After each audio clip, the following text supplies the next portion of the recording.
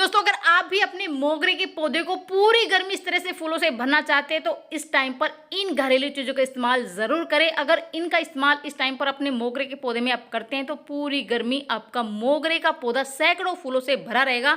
तो ये कौन सी चीज़ें हैं और किस तरीके से हमें अपने पौधों में इनका इस्तेमाल करने वाले आगे वीडियो में बताने वाले, तो वीडियो स्टार्ट करते हैं। नमस्कार दोस्तों मोगरे का पौधा बेहद ही खूबसूरत खुशबू देने वाला पौधा है। अगर एक प्लांट भी आप अपने घर आंगन में लगा लेते हैं तो पूरा घर आंगन इनके फूलों की खुशबू से महक उठता है।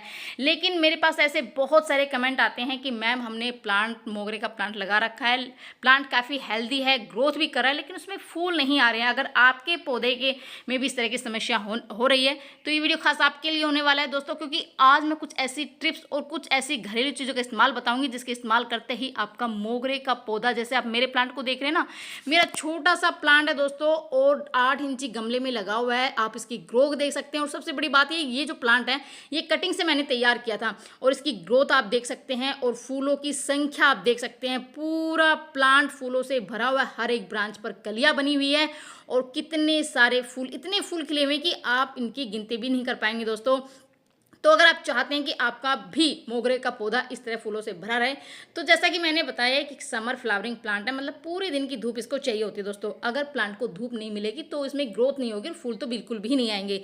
तो दोस्तों आप अपने मोगरे के पौधे को पूरे दिन की धूप में रखें ताकि आपके प्लांट की अच्छी ग्रोथ भी हो और उसमें अच्छी फ्लावरिंग भी हो। दूसरा दोस्तों, पानी का विशेष ध्यान रखना है क्योंकि गर्मी अभी तेज शुरू हो गई है और इस टाइम पर आप अपने मोगरे को दिन में 2 बार पानी देना है। अगर आपने गमले में प्लांट लगा रखा है तो दिन में 2 बार आपको पानी देना है दोस्तों। अगर आप अपने प्लांट में फूलों से भरना चाहते हैं तो एक बहुत ही खास इंपॉर्टेंट टिप मैं आपको बताती हूँ दोस्तों, जो कि मोगरे के प्लांट के लिए बहुत ही ज़रूरी है। अगर आपने प्लांट की प्रूनिंग नहीं की है तो अभी प्रूनिंग ज़रूर कर लीजिए। अगर आप प्रून नहीं करेंगे तो आप कितना भी खाद डाल लीजिए दोस्तों, आपके मोगरे के पौधे में फूल नहीं आएंगे। देखिए मैंने फरवरी में इस प्लांट की प्रूनिंग की थी क्योंकि फरवरी में इस प्लांट की जो है वो काम शुरू हो जाता है। अगर फरवरी में आपने प्रूनिंग नहीं है तो अब भी टाइम है, अब भी कर सकते हैं। और मैंने फरवरी में प्रूनिंग की थी, उसका रिजल्ट मैं आपको दिखाती हूँ। जहाँ जहाँ से मैंने प्रून किया था वहीं से जो है ना ब्रांचेज निकलनी शुरू हो गई दोस्तों। मोगरे का पौधा एक ऐसा प्लांट है जो नई ब्रांच पर ही कलियाँ बनाता है, पुरानी ब्रांच पर प्लांट कलियाँ नहीं बनाएगा, फूल नहीं आएंगे। तो इस बात का विशेष ध्यान रखना है कि प्रूनिंग करने के बाद जहाँ जहाँ से नई ब्रांच निकलेगी वहीं से ही प्लांट से कलियां बनेगी और आपका पूरा प्लांट फूलों से भर जाएगा। जैसे आप मेरे प्लांट को देख रहे हैं, मैंने फरवरी के मिड में मैंने इसकी प्रूनिंग की थी और अब पूरा प्लांट न्यू ग्रोथ से भर गया है दोस्तों। बहुत सारी ग्रोथ इसमें शुरू हो गई है और प्लांट में कलियां बननी भी शुरू हो गई है।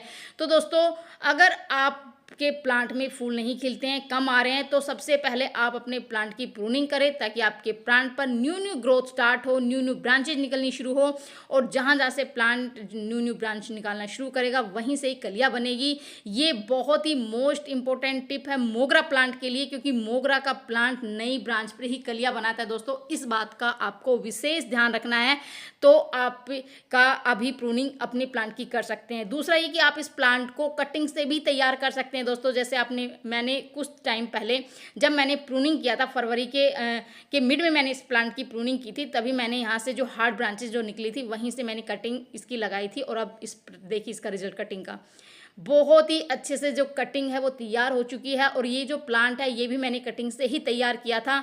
तो आप मोगरे के प्लांट को नर्सरी से ना लाकर कटिंग से भी तैयार कर सकते हैं, बहुत ही बड़ा रिजल्ट आपको मिलेगा और पूरा प्लांट फूलों से भर जाएगा फ्री में ही दोस्तों।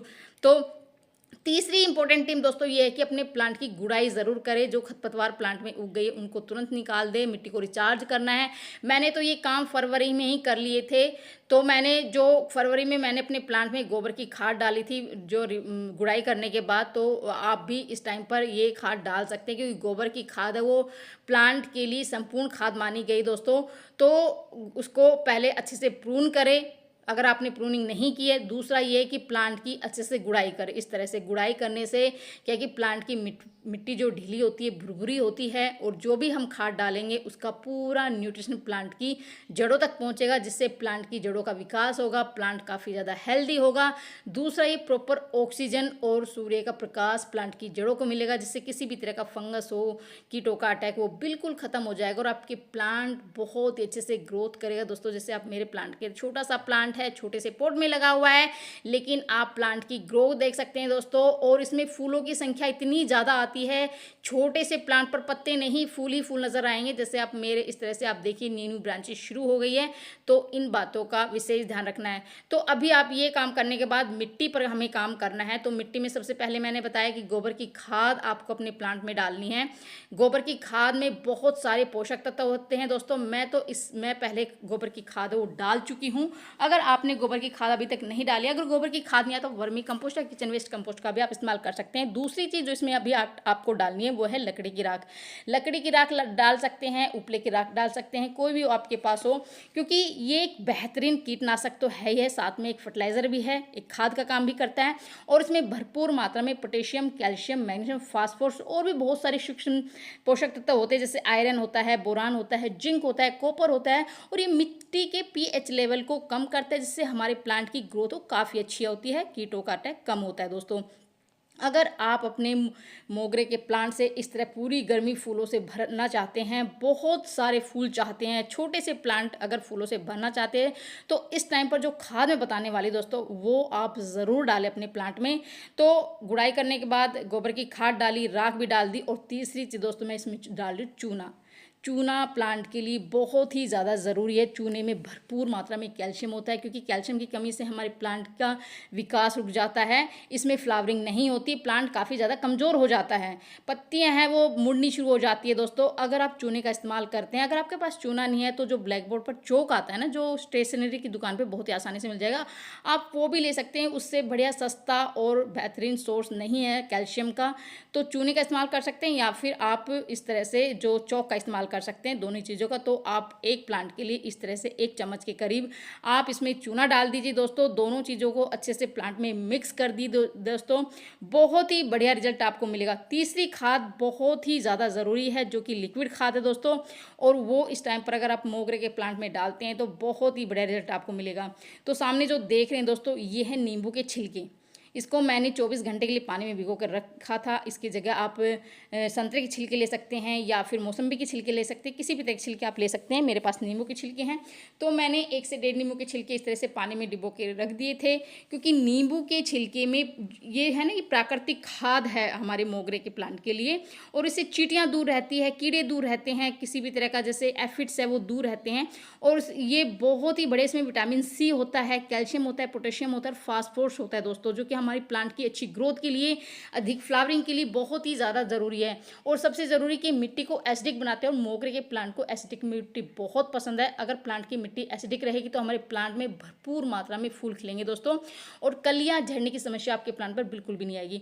तो आपको इस तरह से एक खाली जार में नींबू की छिलकी भिगो के रखनी है 24 घंटे के लिए। उसको छान कर आप उसमें 2 गुना सिंपल पानी डाइल्यूट करके अपने प्लांट में डाल दीजिए दोस्तों। इससे चींटियाँ नहीं आएगी, किसी भी तरह का एफिड्स नहीं लगेगा, कीड़े नहीं लगेंगे, और हमारे प्लांट की ग्रोथ तो काफ़ी अच्छी होगी, मिट्टी एसिडिक होगी, जिससे हमारी प्लांट है वो बहुत ही अच्छा। देखिए ड्रेनेज बहुत ही ज़रूरी है, प्लांट में ड्रेनेज होना बहुत ज़रूरी है।